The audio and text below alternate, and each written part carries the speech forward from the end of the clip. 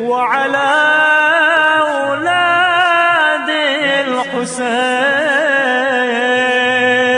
وعلى أصحاب الحسين. اور یاد کرو اس جوان مرد کو کہ جو تشنا لبی کے عالم میں فرات کنارے اپنے خون میں غرق ہو گیا. یاد کرو اس بلند ہمت جوان کو جب وہ فرات کنارے پہنچا تو اپنے بھائی کے بچوں کی تشنگی کو یاد کرتے ہوئے اس نے پانی کو منہ تک نہیں لگایا اور ایک تیز ہوا کے جھونکے کی مانند نہر سے باہر نکل آیا. عاشور کی شب تھی. امام عالی مقام نے اپنے تمام ساتھیوں کو اپنے خیمے میں طلب کیا. سب ہمتن گوش تھے تاکہ اپنے مولا کی گفتگو کو دھیان سے سن سکیں. یاران ابا عبداللہ کی آنکھوں میں انتظار کی چمک بھری ہوئی تھی. امام عالی مقام نے خداوند متعال کی حمد و ثنا کے بعد فرمایا، مجھے اپنے باوفا اور بہتر ساتھیوں سے زیادہ باوفا اور بہتر ساتھی اور اپنے خاندان سے زیادہ نیک اور مہربان خاندان کا کہیں سراغ نہیں ملتا. خدا آپ لوگوں کو میری جانب سے اجر عظیم عطا کرے گا. سبھی امام کی گفتگو کے منتظر تھے. امام نے مزید فرمایا، میرے خیال میں یہ آخری شب ہے کہ جس کی ہم نے دشمن سے مہلت طلب کی ہے. آگاہ رہیں کہ میں نے آپ میں سے ہر ایک کو جانے کی اجازت دے دی ہے. بس جس کو جانا ہے وہ آرام سے جا سکتا ہے. میں نے اپنی بیعت اٹھا لی ہے. اس وقت رات کی تاریکی نے احاطہ کیا ہوا ہے. اپنی اپنی سواریاں لیں اور چلے جائیں. یہ ظالم قوم بس میرے خون کی پیاسی ہے. اصحاب نے اپنی اپنی نگاہیں زمین میں گاڑی ہوئی تھیں اور دل ہی دل میں کہہ رہے تھے، کیا ایسا بھی ہو سکتا ہے کہ کوئی اپنے مولا کو تنہا چھوڑ کر چلا جائے؟ عباس علمدار نے جو نہایت ادب سے بھائی کے سامنے ہاتھ باندھے کھڑے تھے خاموشی توڑتے ہوئے فرمایا، آپ پر جان قربان، ہم ایسا کیوں کریں؟ آپ کے بعد زندگی کا کیا فائدہ؟ وہ بھی کیسی بے معنی زندگی ہوگی. خدا ہمیں وہ دن نہ دکھائے کہ ہم تو باقی رہیں لیکن آپ باقی نہ رہیں.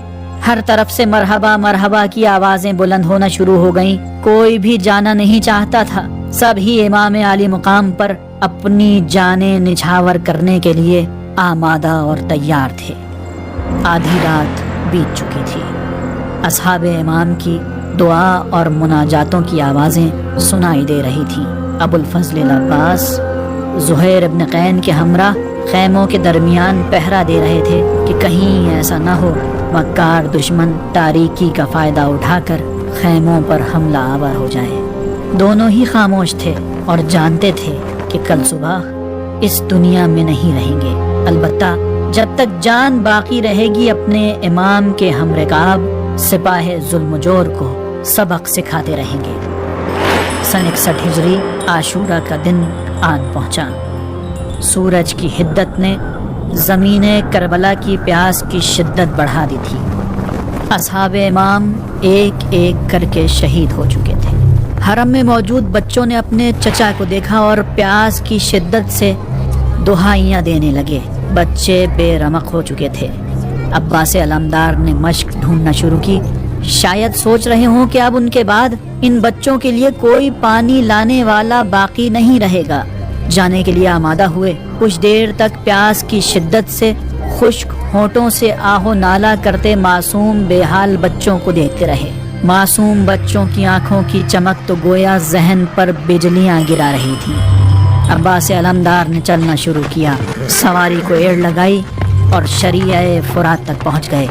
علقمہ نے عباس علمدار کی میزبانی کی. امام عالی مقام بھی بھائی کے ہمراہ ہو لیے. عمر سعد کے سپاہیوں پر امام عالی مقام اور ابو الفضل العباس کو دیکھ کر دہشت طاری ہو گئی اور وہ فوری طور پر صف بندی کرنے لگے. عباس کے سامنے جو کوئی بھی آتا وہ اسے اپنی تلوار کا نشانہ بناتے ہوئے رجس پڑھتے.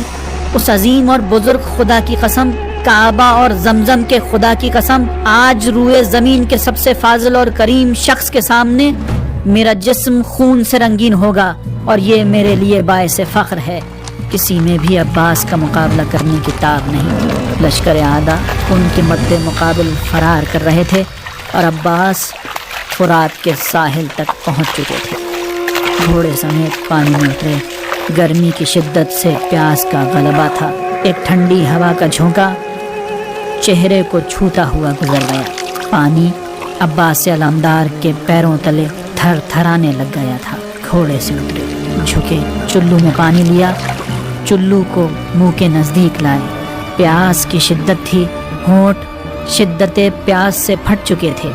چند لمحے کچھ سوچا اور اپنے چلو کو کھول دیا۔